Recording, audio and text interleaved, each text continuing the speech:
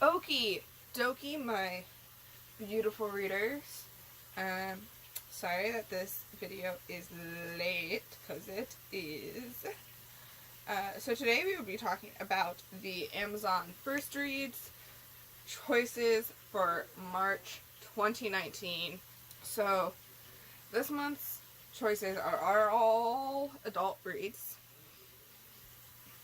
And so you have 6 genres. You have book club fiction, contemporary fiction, memoir, historical fiction, thriller, and nonfiction. And they're all kind of interesting and they're all kind of really depressing. So we'll start with the book club fiction, and that is called A Lily in the Light, a debut novel by Kristin Fields. And it has a 4 out of 5 star rating with 21 reviews. So, a harrowing novel of a tragic disappearance and one sister's journey through the trauma that has shaped her life. For 11-year-old Esme, ballet is everything until her 4-year-old sister, Lily, vanishes without a trace and nothing is certain anymore. People Esme has known her whole life suddenly become suspects, each new one hitting closer to home than the last. Unable to cope, Esme escapes the nightmare that is her new reality when she receives an invitation to join the elite ballet academy in San Francisco. Desperate to leave behind her chaotic and broken family and the mystery surrounding Lily's disappearance, Esme accepts.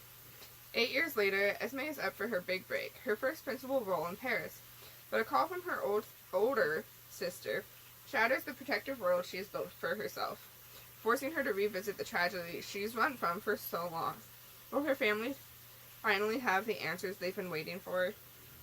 And can Esme confront the pain that shaped her childhood, or will the darkness follow her into the spotlight? So a 5-star says it's unputdownable, that moves through grief, ambition, and pulls at your heartstrings. A 4-star said heart-wrenching and compelling. It looks like it drags on, is a lot of action word, nope, a lot of feeling and no action words, and I don't think that's for me. Like, the idea, the premise sounds interesting. Somebody trying to move on with their life, they're about to achieve their, like, highest goal, and then out of nowhere, something about that harrowing past comes back, and what are you going to do? Are you going to continue, you're going to ignore the past and continue on to the spotlight, or are you just going to be like, I can't do this anymore, I need to find out. Like, I need to go back to the past. So, you know, interesting life choices. I honestly don't know what I would do, but I also don't have anything that harrowing in my past that will come back and, like, make me need to stop my dream, like, to put my life on hold. So the next one is contemporary fiction. It's called I'm Fine and Neither Are You. I'm Fine and Neither Are You is by Camille, Pagan. Honesty is the best policy, except maybe when it comes to marriage, in this brilliant novel about the high price of perfection from best-selling author Camille Pagan. Wife, mother, breadwinner Penelope Ruiz-Carr is doing it all, and barely keeping it together. Meanwhile, her best friend, Jenny Sweet, appears to be sailing through life.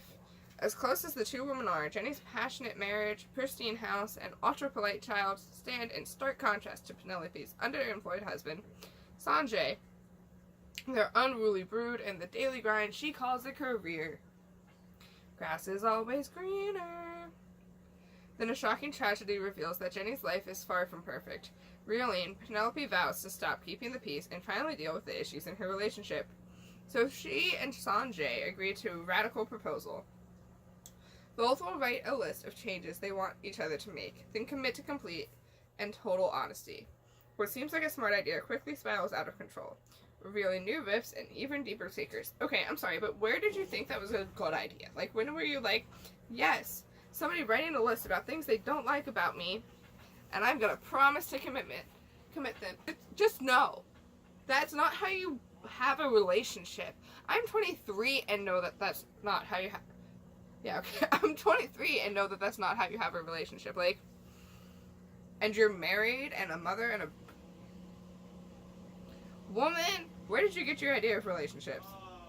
As Penelope stares down the possible implosion of her marriage, she must ask herself, When it comes to love, is honesty really the best policy? Let's read the 2 first. You can skip this one, is the subject of it.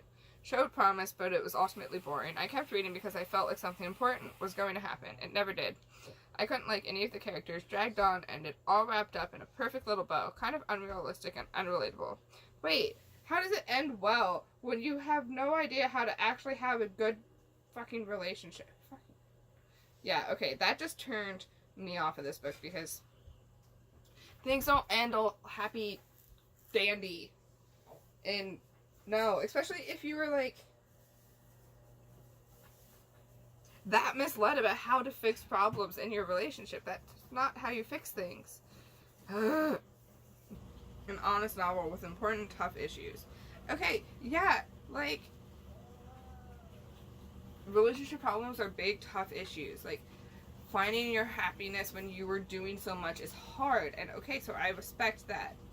Someone said it's well-paced and an easy read. Book deals with marriage, honesty, healthcare, and the national opioid addiction epidemic, all told with Pagan's signature strong voice. Okay, so that's actually interesting. But also, so like if it has stuff about the national opioid epidemic, maybe like if it is, that's a really big trigger for you, don't read this book, because like that can be a trigger for a lot of people. Be careful what you wish for, mistakes were made. Those are the first 3 words. Mistakes were made. Man, I feel like that should... Harry Potter 1, mistakes were made. Harry Potter 2, mistakes were made. Harry Potter 3, mistakes were made. Beowulf, mistakes were made. That should be the first 3 words of every book. Okay, so the 3rd one is the memoir, and I'm actually really excited to talk to you about this one. I hate the feelings stepping in something. Because I got a lot of feelings about this one. Just you get ready. So this is the memoir, and it says Wholly Unraveled. A memoir. Sounds like somebody's going to be spiraling. Sometimes all that it takes to start over is the courage to say you will. In Kathleen's home, red jeans were a sin. Parties were punishable with violence. Fear was part of the daily norm. Growing up in a Catholic cult under the unforgiving eye of her abusive father, Kathleen knew from an early age that if she were to survive, she'd have to do it on her own. So, like, this is interesting in and of itself because, like, cults are interesting to me. Just that, like, you can find people... I don't want to say that, like, people who are in cults are weak-willed and weak-minded, but I feel like to be a cult leader, you prey on the weak-minded and the weak-willed. But when the time came to escape, she found herself in a damaging spiral of self-destruction, called it. Although I've also read this before. Read the synopsis before. At rock bottom, and with nowhere to go, Kathleen stepped off a bus in the last place she ever thought she'd find peace. A remote community in rural Canada. Spending a year in almost complete silence, Kathleen feared this experience would prove to be just another step in her unraveling. Instead, when her demons quieted, she emerged from a fresh understanding of self, an empowering new purpose, and a sense of worthiness that she would never let be challenged again. Wholly Unraveled is Keele Burgin's gripping and inspiring journey of self-discovery and of finally finding her voice against nearly insurmountable odds. People call her a breathing example of triumph of the human spirit. Dr. Jane Goodall said, I was hooked by this story. Burgin's writing is so vivid, giving life to scenes with a minimum of words. Brilliant. And so this is 4.6 out of 5 stars. And so this is 7% are 1 stars, 83% are 5, and 10% are 4. So this is one of the 1 stars. The subject is despicable abuse of children and women in the name of religion. Book has triggers. The tragedy of the severe abuse she endured at the hands of her parents and the failure of a mandated reporter like her doctor to report a rape as a child. And let me just tell you a thing or two about how angry that little bit made me. So, right away, you learn that there's child abuse and sexual abuse, which should be trigger warnings. And maybe that makes me a liberal snowflake, but there should be trigger warnings for that, because people can pick this up and be like, oh, I'm interested in cults, so I'm gonna read this. Not knowing that they're about to step into child abuse and rape. If you are a mandated reporter No amount of money should be able to sway you. You are a mandated reporter for a reason. You are there to keep people safe. You are there to help people when they become unsafe. You are there solely as a mandated reporter. Your mandated reporter status is solely there so that you can keep people safe. And if you are going to let people influence that because they have a high standing in your society, they are a good person according to the community, no. Freaking report that. And guess what? If you're a mandated reporter and you don't report, you lose your job. You become not a mandated reporter anymore because you lose your job. If you are a doctor, your license to practice can be taken away if you don't report. Think about that for a second. May all women regain their self-worth and voice to this extent. Don't miss this one. And that right there, may all women regain their self-worth and voice to this extent, makes me want to read it. Yes, this open raw account opens the doors that need airing out, one step at a time. Yes, it brings up tough memories. Isn't it time to heal? If not now, when? Thank you for writing with such honesty and telling a story that many aren't ready to hear. For those of us who are, I am grateful for your help in facing some uncomfortable emotions along the path to acceptance of self-righteous anger and accepting all of who we are to become who we are now. It's a tough story, but one that is critical to understanding the horror that happens in some homes where family, religion, and protection fall by the wayside. It helps me understand the sibling relationships and the underpinnings of why we had such difficulty with each other our whole lives. The big trust issue. Who doesn't want to be loved? Such an easy desire, but for some families so elusive. This book helps us air out the treacherous, odorous realities of our past and let go of the blame, guilt, and resentment that lingers long behind. Beyond the healthy stage. Bravo. Excellent. Have the courage to read it. It's riveting and haunting and healing all at the same time. Okay, I really almost started crying during that. Now I need to read it. And I know I probably won't read it anytime soon because I need to get my antidepressants back in my system. But holy cow, for someone to say that much about a book, all in favor of the book, I don't know, that just means a lot. If I was the author and read that, I would start crying because what you wrote is making a difference. And as a writer, I'd always hope that what I'm writing makes a difference. Moving on from that one, I'm 95% sure that that's the one I'm gonna get. Beyond the Shadow of Night, Kindle edition, by Ray Kingfisher. In this epic tale of friendship and loss from the author of The Sugarman, fate pushes childhood friends to opposite sides of the terrible war, but is forgiveness always possible? Ukraine, 1923. On a small farm, two boys are born within days of each other, both Ukrainian, one Jewish. Michael and Asher grow up inseparable, together finding friendship, adventure, and escape from the harshness of Russian rule. But after Asher's family flees to Warsaw, their worlds are torn to shreds by the Second World War.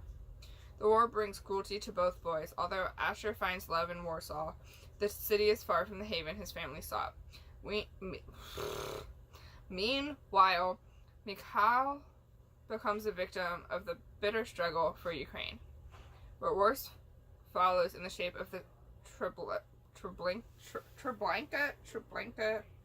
death camp. There, both men must obey orders, and both find their morals compromised and their souls tortured. The inhumane horrors they witness cast long shadows. Many years later, their paths cross once more, and each man must confront the legacy of his actions.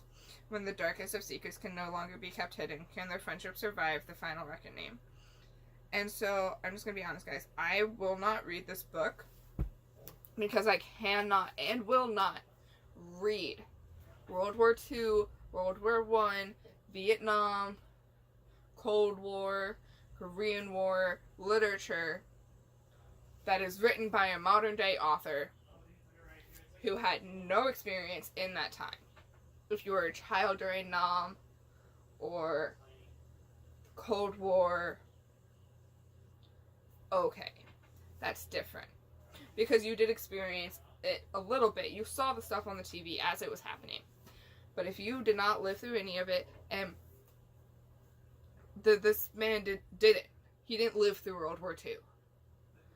I cannot read literature from you set in that point. Because I don't care the amount of research you do. You will never understand what it meant to live through the Holocaust. You can't. You can't understand it. That's part of history, part of fact. You will not understand what went on during the Holocaust. So, 3-star, divided by the ravages of war and nationality. They're brothers in every way but blood. The writing is gruesome at times, just like the events of history. It's not gratuitous or flagrant, but filled with the emotions of the characters. Could have been more expansive considering the great characters in the story. Many of them were left undeveloped, and I wanted to hear from them and know more about them. Okay, so I'm all about character development, so that would bother me. Underlying theme is that there is always hope. One thing I do think about is interesting about this, and one of the reviewers said this, is World War II from Ukrainian point of view, and that is something you don't get a lot. So that in and of itself is interesting, but I just can't, guys, I can't. So the next one is a thriller. It is called The Rescue. It's a Ryan Decker novel. It is by Stephen Konkoly. Former CIA operative turned mercenary for hire, Ryan Decker's specialty is rescuing kidnapped victims. Hired by an influential U.S. senator to liberate her daughter from a human trafficking ring. Decker never anticipated sabotage or that the assault could go so disastrously long. The hostage is dead. His team is wiped out, and so are their families, including Decker's own wife and son, eliminated one by the Russian mafia, and he's survived to take the fall. He's inexplicably freed soon into a 10-year sentence in federal prison. Decker suspects another setup, and private investigator Harlow Mackenzie knows he's right. She has evidence that a power greater than the Russian mob was behind the raid that ruined Decker's life. The next move in a nationwide cat-and-mouse game of high-level sedition is up to them. Fueled by revenge and an obsession to clear his name, Decker has only one mission: to destroy a guard conspiracy before it's too late. Okay, being fueled by revenge and obsession is never actually a good thing. It leads to you not thinking well. So, as a former CIA operative, you should know better. It's a bird. It's a plane. It's Decker. Reads like a comic book without the pictures. I expect that the second installment will have our hero Decker saving the entire human race from complete and total extinction, all by his little lonesome. Okay. Okay, that is greatly entertaining to me. So 3-star, not really Grisham or Clancy. Too many plot jumps. Not a bad book, but not smooth. Things were predictable and choppy both.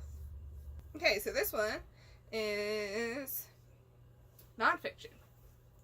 And it is called Zoun, Nebraska, The Dismantling of an American Dream by Carson, Vaughn. So this is a moving true story of American struggle. Rural Nebraska, population 81, where the church, high school, and post office each stand abandoned, monuments to a Great Plains town that never flourished. But for nearly 20 years, they had a zoo. 7 acres that rose from lake peculiarity to key tourist attraction to devastating tragedy. And it all began with one man's outsized vision. When Dick Haskins' plans to assist primatologist Diane Fossey in Rwanda were cut short by her murder, Dick's devotion to primates didn't die with her. Okay, to be honest, I really just want to read about Diane Fossey's murder, and I'm sure I can find a book on that to buy. He returned to his hometown with Reuben, an adolescent chimp, in the bed of a pickup truck and transformed a trailer home into the Midwest Primer Center. Okay, I live in a trailer home. I can't imagine having a chimp in here. Of course, like, I also would be living here, but this just seems like a poor decision. As the tourist trade multiplied, so did the inhabitants of what would become Zoun, Nebraska. The unlikeliest boon to Royal's economy and generations, and eventually the source of a power struggle that would lead to the tragic implosion of Dick Haskins' dream. A resonant true story of small-town politics and community perseverance, and of decent people and questionable choices. Chimp in trailer home. Questionable choice. Mistakes were made. Zoun, Nebraska is a timely requiem of a rural America in the throes of extinction. Okay, so I don't know where the rest of that video went. So this is gonna be the rest of the video. So basically, Zoun, Nebraska is about a town and murders of either the chimps or people. I really didn't understand that part. So who knows? I am not interested in that true story. Like, I feel like this is like a common story where people own exotic animals and then realize that they shouldn't own exotic animals because mistakes are made. So, iffy decisions. I'm pretty sure it also has some iffy reviews. But anyways, so book haul video is coming out this weekend, probably on Sunday. I know this video is late. I'm super duper sorry about that. But shit happens and mistakes were made. Anyways, I hope you guys enjoyed this video. I know it's a longer one. I just want to make sure you guys are getting my opinions on them. And you guys are getting to see like what these books are about. You're getting to hear how I'm deciphering them. Anyways, come back this weekend for my new video. Bye guys.